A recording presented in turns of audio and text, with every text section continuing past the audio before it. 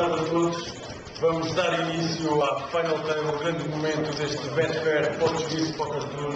Estão encontrados os primeiros grandes finalistas desta competição. Vou passar a anunciar.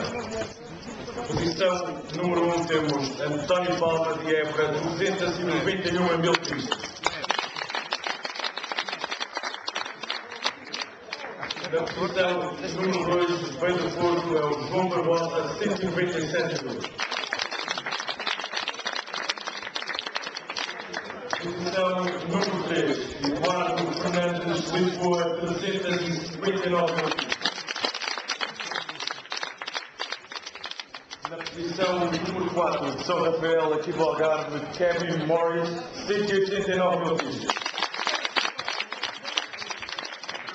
Posição número 5, também do Algarve, Almancil, Sérgio Bessa, 111 mil pistas.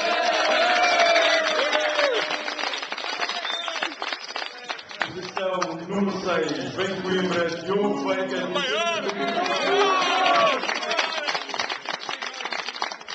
posição número 7, Paulo Nunes de Aveiro, 191 mil pistas. Posição número 8, Chip Leader, também do Algarve, é do Olé, Pedro Potter.